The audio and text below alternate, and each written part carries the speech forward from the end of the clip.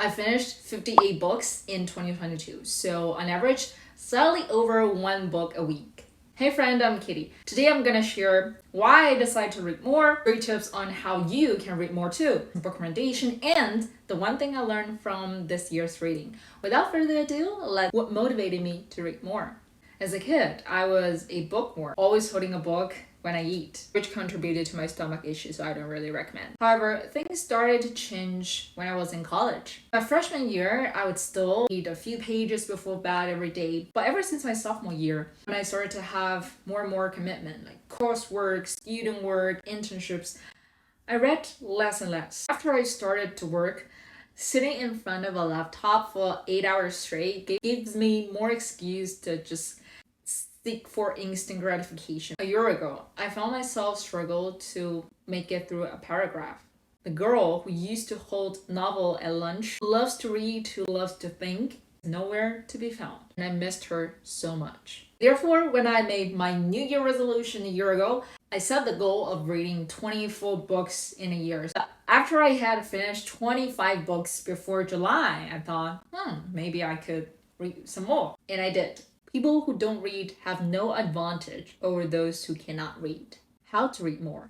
Common tips like reading 10 pages a day or listening to audiobooks just don't work for me, unfortunately. I have to highlight while I'm reading, so I can't just listen. I also can't even remember to wash my face every day, not to mention picking up a book constantly at the same time.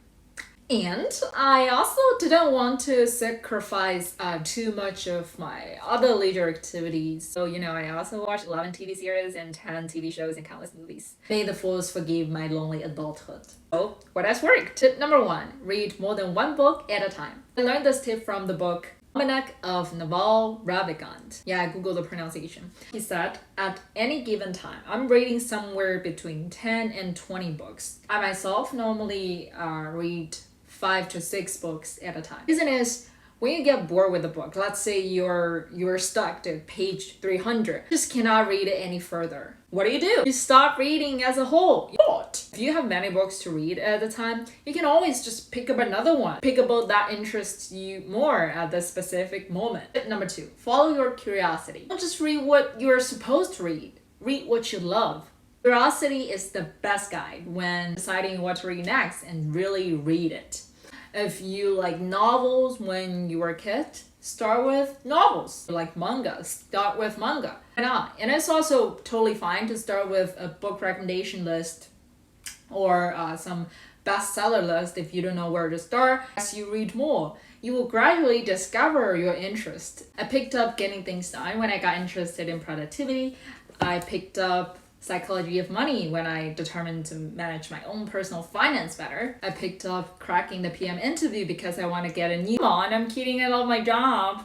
Did you hear that, boss? The right book will appear when you need it the most. Tip number 3, allow yourself to stop reading if you want to. Strictly speaking, I didn't really read one book a week. Some weeks I might be just too consumed by my quarter life crisis or my dirty apartment, thus didn't even bother read a single page. While in some other weeks, I might finish 3 books straight because I just couldn't pull them down. Listen to your own rhythm. Do I prefer to read or watch a movie tonight? Do I prefer to read more this week or next week? I want to read a novel or a self-help book. You get to decide. Reading benefits no one but you. One thing I learned. After reading more than one book a week for a year, I learned one single thing. The number of books completed is a vanity metric. Why? Well, first, actions speak louder than books. Have you ever wondered why you've already read so many books, some so-called life-changing books, but your life is so aesthetic as because we never take action? It can be a physical action. The one thing cannot help you if you don't identify your one thing. Make time cannot help you if you don't schedule your highlight. Ultra learning cannot help you if you never started your first ultra learning project. The action from 7 Husbands of Erin Hugo is not to get a boob job and marry 7 times. F5 for myself. Or it can be a shift in your mindset. Let me give you an example. Growing up in a really fragile family, it can be really judgy when it comes to how other people spend their money. So I have a friend who just told me ultra learning is so expensive to buy. And I was thinking, but you have a cat. I guess raising cats are more expensive than buying a book. But I was reading Psychology of Money at that time. The first chapter was no one's attitude towards money is crazy. It's because we've had different lives shaped by different and equally persuasive experience. Who am I to judge others? I mean, I definitely spend too much money on stuffed animals in many people's eyes. Plus, reading takes up some time for note-taking and rereading. When I look back at the names of the books I read this year, I can't remember some books. Like, I can only recall very little from these books, and it's not good. So next year, I plan to spend more time taking down some notes. You know, I have the habit of writing down quotes from the books I finished. I want to do more next year. And I also want to reread some books, like Big Magic, A New Earth, Four Agreements. That's on my next reread. Reading itself is a blessing. Quantity doesn't mean anything.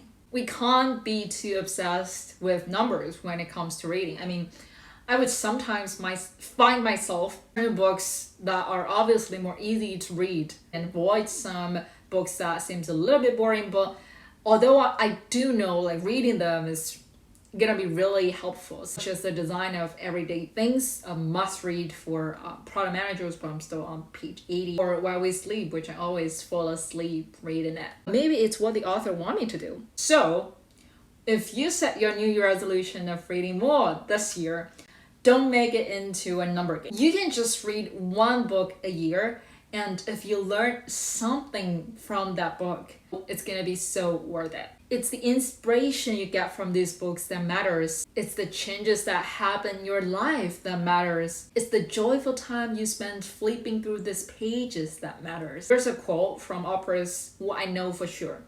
Everything I do all day, I do in preparation for my reading time. Give me a great novel or memoir, some tea, and a cozy spot to curl up in, and I'm in heaven. 3 books I recommend and my favorite quotes from them. In terms of my personal favorite books this year, I'm not saying they're the best. It's just what resonates with the current me most. Let me unveil this yearly awards, which nobody cares about apart from myself, and one quote from each book. Number 3, 4,000 Weeks. The trouble of attempting to master your time is that time ends up mastering you. 2, Quarter Life Crisis. As the roadmap has disappeared, we need to invent our own roadmap together.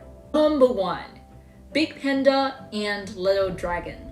Just because you don't know where you're going, it doesn't mean you're lost. Bonus question, is reading one book a week a year life-changing? Nope. I'd say life-changing is such a popular clickbait on YouTube. It's not that easy to change your life. It's just so easy to say. I believe there will be some people like after reading many books, you have changed your life. But don't make it as an expectation from reading. No one can say if you like read this number of books, your life will be changed. I don't think it's the purpose of reading. But if you ask me whether reading one book a week is worthwhile, hell yeah. You don't always have to gain something tangible from the books. Every book you read, it's just like the water and food that nurtures your body every day, nurtures your mind gradually, slowly, and mindfully. With every book you read, every page you flip, every sentence you highlight, you're becoming a better you. Thank you for watching and hopefully to see you in next video. Bye!